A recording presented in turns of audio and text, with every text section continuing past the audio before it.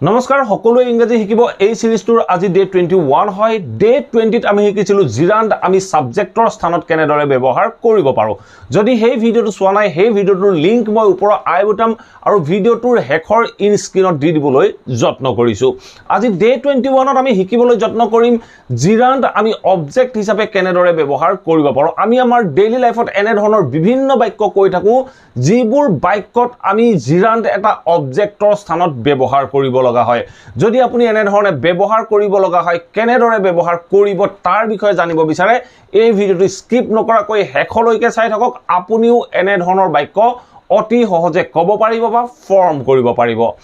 আৰু এইখিনিতে আপোনালোকক এটা ভাল খবৰ দিলো আপোনালোকৰ মাজৰ বহুতো ভিউৱাৰ্ছে মোক ৰিকুৱেষ্ট কৰি আছিল ইংলিশ গ্ৰামাৰ ক্লাছৰ বাবে গতিকে মই সিদ্ধান্ত লৈছো প্ৰত্যেক মঙ্গলবাৰ আৰু শনিবাৰে আপোনালোকক একোটাকৈ ইংলিশ গ্ৰামাৰৰ ভিডিও দিবলৈ যত্ন কৰিম আৰু যত মই আপোনালোকৰ বাবে প্ৰত্যেকটো ইংলিশ গ্ৰামাৰৰ পইণ্ট ইনক্লুড কৰিবলৈ যত্ন কৰিম আৰু আপোনালোকক এটা বিনম্ৰ অনুৰোধ জনাও আপোনালোকে যাতে এই ভিডিওবোৰ যিবোৰ গ্ৰামাৰ ক্লাছৰ ভিডিও হ'ব সেই ভিডিওবোৰ অসমৰ প্ৰত্যেকজন ছাত্ৰ ছাত্ৰীৰ ওচৰত ৰিচ কৰায় যাতে অসমৰ প্ৰত্যেকজন ছাত্ৰ ছাত্ৰীয়ে ঘৰতে থাকি ইংলিশ গ্ৰামাৰৰ বিষয়ে সহজে শিকিব পাৰে গতিকে এই ৰিকুৱেষ্টটো আপোনালোকে ৰক্ষা কৰিব বুলি মই আশা কৰিলো আৰু বহুতো ভিউৱাৰ্ছে মোক ৰিকুৱেষ্ট কৰি আছে অনলাইন এটা ইংলিশ কোৰ্সৰ বাবে সো যদি আপোনালোকে অনলাইন ইংলিশ কোৰ্সত এনৰোল হ'ব বিচাৰে এই ক্লাছ আৰম্ভ হ'ব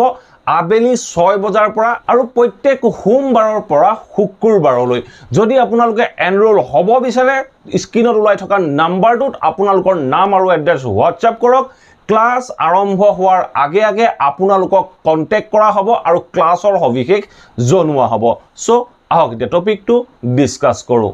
ইয়াৰ আগৰ ক্লাছটোত আমি ডিসকাস কৰিছিলো আমি জিৰান্ড এটা কেনেদৰে সাবজেক্ট হিচাপে ব্যৱহাৰ কৰিব পাৰো আজি আমি চাও অবজেক্টৰ স্থানত কেনেদৰে জিৰান্ড ব্যৱহাৰ কৰিম যেতিয়া আমি অবজেক্টৰ স্থানত কোনো এটা জিৰান্ড ব্যৱহাৰ কৰিবলৈ যাও তেতিয়া বাক্যটোৱে বুজায় কোনোবা এটা এক্টিভিটিৰ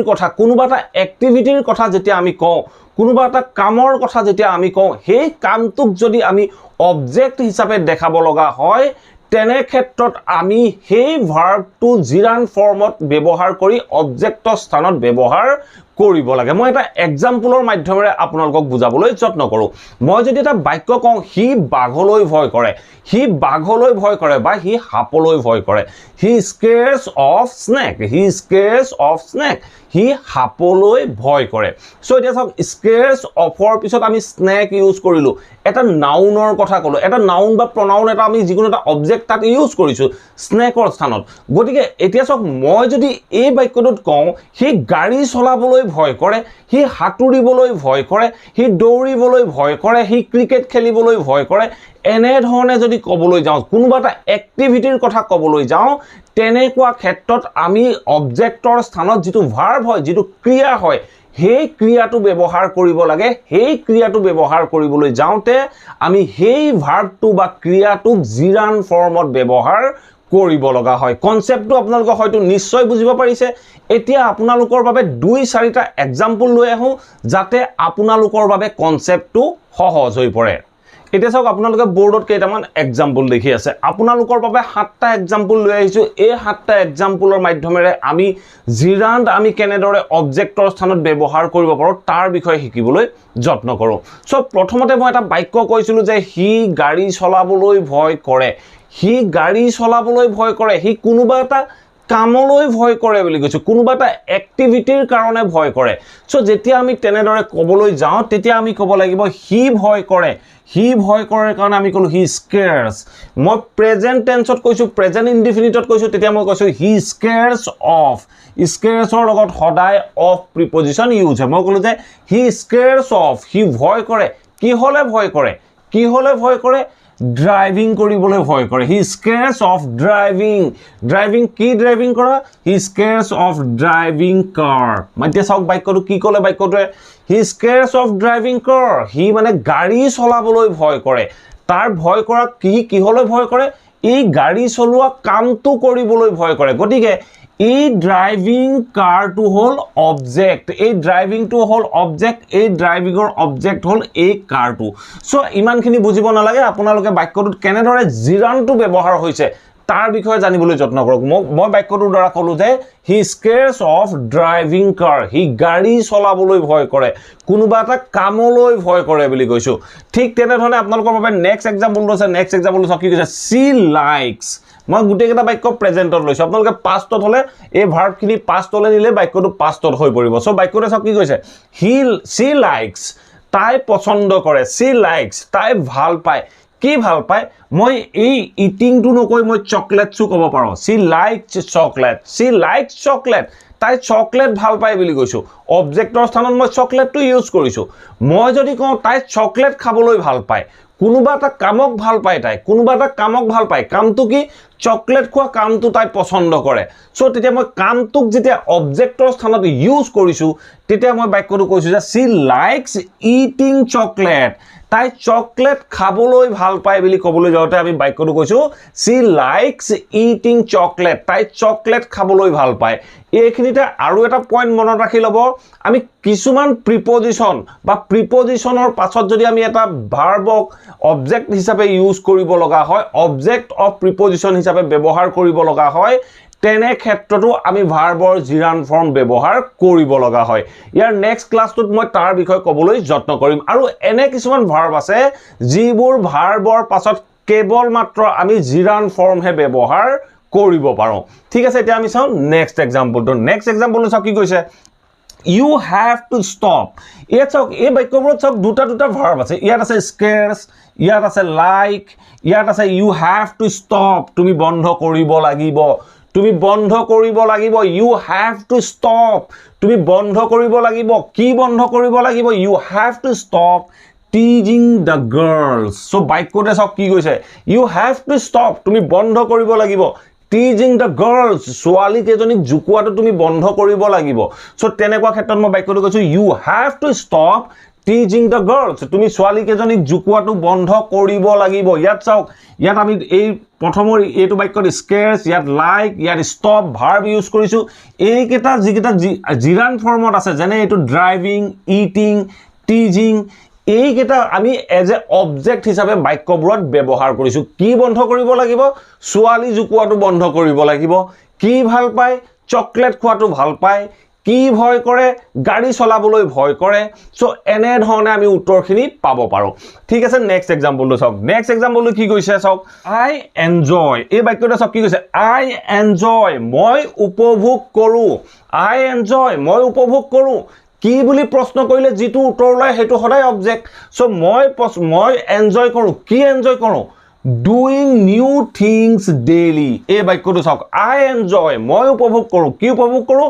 doing new things daily মই সদায় নতুন কাম কৰাটো মই উপভোগ কৰো মই এনজয় কৰো সো তেনেকুৱা ক্ষেত্ৰত মই বাক্যটো কৈছো I enjoy মই উপভোগ কৰো enjoy টু ইয়াত verb I enjoy মই উপভোগ কৰো এটো verb এই doing মই কি উপভোগ কৰো কৰাটো উপভোগ কৰো কি কৰাটো উপভোগ কৰো new things বা new task daily মই সদায় নতুন কাম কৰাটো নতুন বস্তু কিবা এটা কৰাটো মই পছন্দ কৰো বা মই এনজয় কৰো সো তেনেকুৱা ক্ষেত্ৰত ইয়াত এই দুইটা ভাৰ্ব ইউজ হৈছে বুলি আপোনালোকে কনফিউজ নহব সো এইটো হল অবজেক্ট এই অবজেক্টৰ দৰে কাম কৰি আছে doing new things daily এই গুটেটো হল এটা অবজেক্ট ঠিক আছে নেক্সট এক্সাম্পলটো চাওক নেক্সট এক্সাম্পলটো কি কৈছে her father doesn't like এই বাক্যটো চাওক her father doesn't like এই like to হল verb সো বাক্যটো কি কৈছে her father doesn't like তাই দেউতাকে পছন্দ নকৰে ভাল নাপায় কি ভাল নাপায় her father doesn't like my talking to his daughter এই বাক্যটো চাওক কি কৈছে her father doesn't like তাই দেউতাকে পছন্দ নকৰে কি পছন্দ নকৰে my talking মোৰ কথা পতাটো কাৰ লগত to his daughter তাইৰ জীয়েকৰ লগত মোৰ কথা পতাটো তাইৰ দেউতাকে পছন্দ নকৰে আৰু এইখিনিতে মনত ৰাখিব যদি এনেকে pronoun এটাৰ পিছত আমি verb এটা ইউজ কৰিব লগা হয় অবজেক্টৰ দৰে মোৰ কথা বতৰা মোৰ পঢ়া শুনা my mother likes my reading my mother likes my reading my mother likes my cooking ene dhone my cooking my reading by I like your way of teaching I like your way of teaching moi apunar pohua dhorontu pochondo koru ei ene dhone jete pronoun etar pisot ami kunuba eta activity object hisabe use koriboloi jao তেনেকুৱা ক্ষেত্ৰটো আমি ভাৰ্বটো সদায় জিৰাণ্ড ফৰ্মতে ব্যৱহাৰ কৰিব লাগিব ইয়াত আমি যেনে ধৰণে মাই টকিং কৈছো মই ক'ব পাৰো your way of teaching আপোনাৰ পঢ়োৱাৰ ষ্টাইলটো your way of singing I like your singing মই তোমাৰ গান গোৱাটো পছন্দ কৰো মই ঠিক তেনে ধৰণে ক'ব পাৰো I like your dancing his dancing her dancing যি হয় তাৰ বিষয়ে আমি pronounটোৰ পিছত যদি এটা এক্টিভিটিৰ কথা as a object হিচাপে ইউজ কৰিব লগা হয় তেতিয়া আমি সদায় জিৰাণ্ড ফৰ্মতে ইউজ কৰিম এতিয়া চাওক নেক্সট এক্সাম্পলটো কি কৈছে চাওক My mother doesn't like এই বাক্যটো একে লৈছো My mother doesn't like মোৰ মায়ে পছন্দ নকৰে কি পছন্দ নকৰে My staying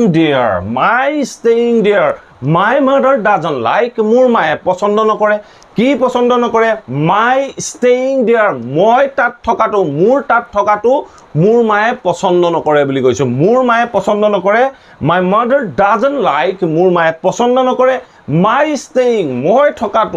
থকাটো ক'ত My staying there মই তাত থকাটো মোৰ মায়ে পছন্দ নকৰে গতিকে চাওক মাই পিছত আমি এটা ভাৰ্ব ইউজ কৰিছো মই থকাটো staying My stay there বুলি আমি ক'লে ভুল হৈ যাব My stay there ঠিক তেনেধৰণে My talk to his daughter হে তেনে ধৰণে ক'লে আমাৰ বাক্যটো ভুল হৈ যাব আমি ক'ব লাগিব My talking My staying এনে ধৰণে আমি বাক্যখিনি ক'ব লাগিব এতিয়া হয়তো আপোনালোকে নিশ্চয় বুজিব পাৰিছে অবজেক্টৰ স্থানত আমি জিৰাণ্ড কেনেদৰে ব্যৱহাৰ কৰিব পাৰো এতিয়া লাষ্ট এটা এক্সাম্পল আছে লাষ্ট এক্সাম্পলটো চাওক কি কৈছে she avoids তাই এভয়েড কৰে she avoids কি এভয়েডছ কৰে she avoids talking to me তাই মোৰ লগত কথা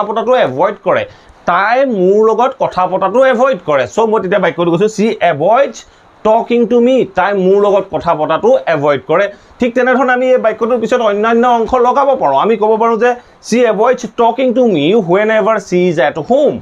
she avoids talking to me whenever she is at home তাই যেতিয়া ঘৰত থাকে তাই মোৰ লগত কথা পতাটো এভয়েড কৰে মোৰ লগত কথা পতাৰ পৰা আঁতৰি থাকে এনে ধৰণে আমি জিৰাণ্ড অবজেক্টৰ স্থানত ব্যৱহাৰ কৰিব পাৰো আৰু মই অলৰেডি কৈ আহিলো যে এনে কিছুমান ভাৰ্ব আছে যিবোৰ ভাৰ্বৰ পিছত আমি কেৱল জিৰাণ্ডে ইউজ কৰিব পাৰো আৰু এনে কিছুমান ভাৰ্ব আছে যিবোৰ ভাৰ্বৰ পাছত আমি কেৱল